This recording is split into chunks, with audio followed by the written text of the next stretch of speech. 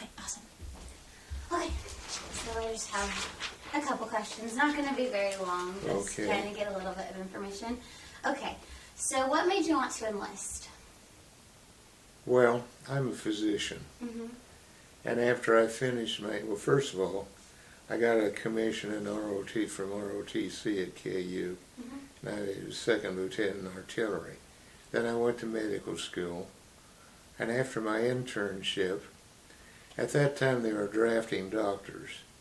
And I wasn't sure what I wanted to do anyway. Mm-hmm. And I owed them the service, so I volunteered to be drafted immediately. Okay.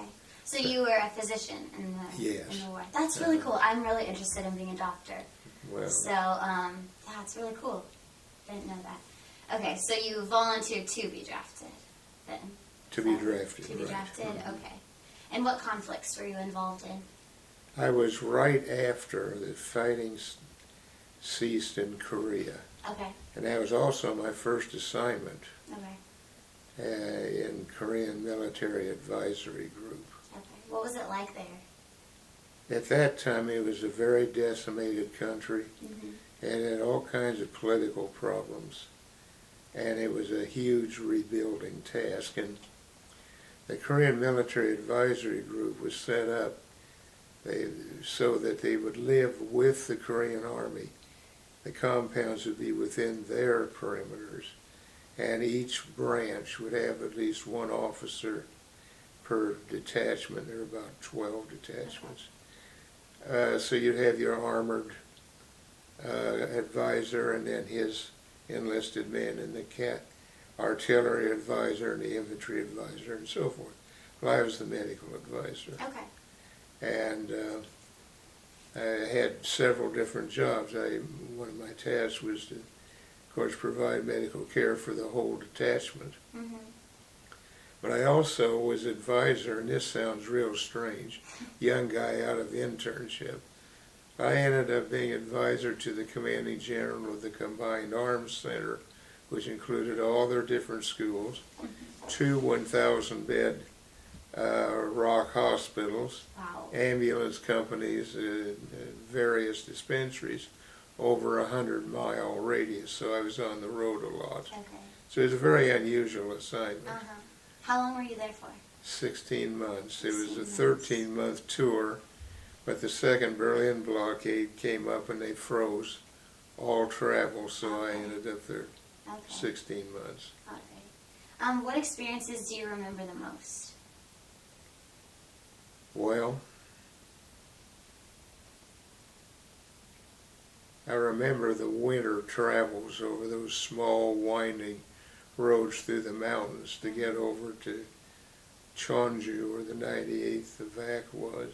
Okay. Of course, I have many experiences with my Korean counterparts, good and bad. Mm-hmm. There's some funny ones, like Hano Duck, our bartender, who seemed to know just enough English to barely mix your drink. Uh-huh. Actually knew it fluently, and he overheard all our bitter conversations about the day and reported them back to the Second Oh, Rock no. General. Yeah. We had, even though it was about 4 years after the ceasefire, there were still small pockets of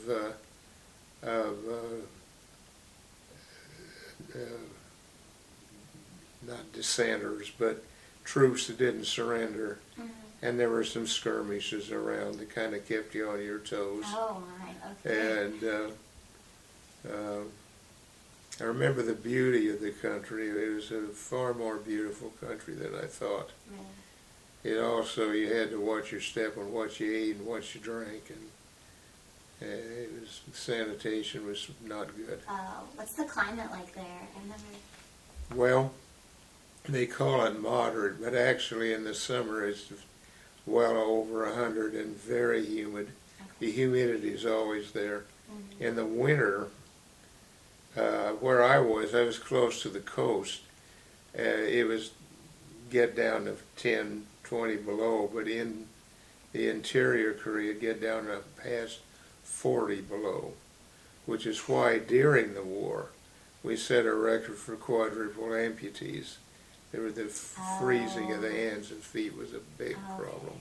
Okay. So you had to deal with a lot of that. I As a did military some, person. but I was my area was more protected by the Japanese current, Oh, okay. and I didn't have to so much, but I saw some. Yeah. Okay. All right. Yeah. Do you still keep in touch with any people that you met there? Any?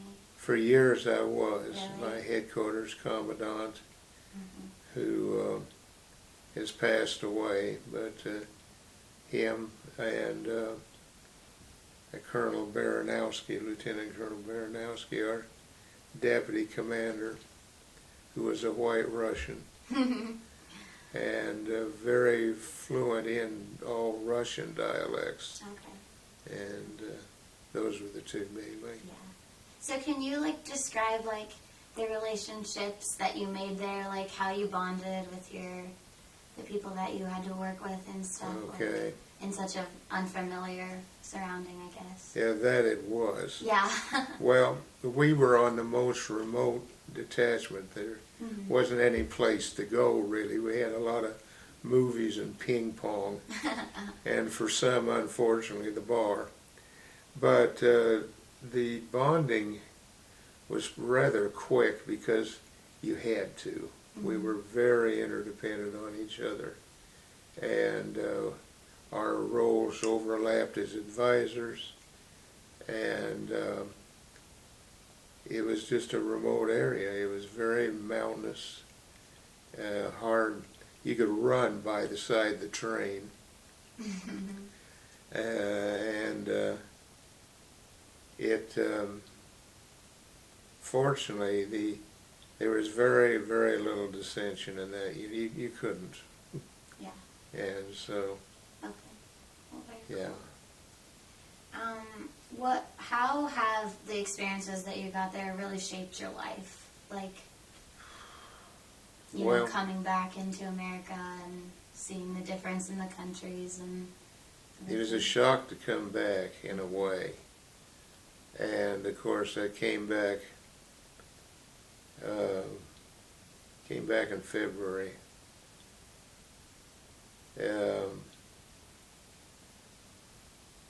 It did shape it, and it's hard to say how. Yeah. It's just that you saw the world and what was going on in it from a somewhat different perspective. And you knew there was a lot going on that people were never told. Mm-hmm. That was Yeah, the for main sure. thing, I think. Okay. And there was a lot of, leave it at that. Okay. So we're trying to use this presentation for the Veterans Day presentation. So what would you like young people and people my age to really know about the wars and just your experiences and just kind of your story? Okay. As far as the Korean War, even though I wasn't actually in it, I saw the aftermath. And I think when I was first time I saw Seoul, there was one building over 3 stories high. You look at the pictures of Seoul today, and it's this big modern metroplex. The old dirt roads that we mudded through are now blacktopped. I think the main thing is that right after the war, people thought that it was a futile war, that it was a stalemate, that we'd accomplished nothing. Quite the opposite. We kept the South Koreans free to develop, and they did develop. At first, a lot of exasperating movements getting them to, but they did. While North Korea stayed a totalitarian state and a nasty little dangerous nation. And so much was accomplished there, and the bloodshed was awful, but it was not in vain. And that's, I think, what I'd like for people to know. And just my last question, what would you like people to think about on Veterans Day and just know about the veterans and everything? Well, there's all shapes and sizes, and they come from everywhere. And for the most part, they love their country. They were willing to go into a very strange system compared to the civilian system, and to sacrifice those years. And of course, when you go in, you take a pledge to defend the country with your life. And of course, too many have. But they deserve support and respect. I could tell you some things later about the Vietnam War, which I was still in. I was in for 10 years. Okay. And that was a whole different story, that era. Okay.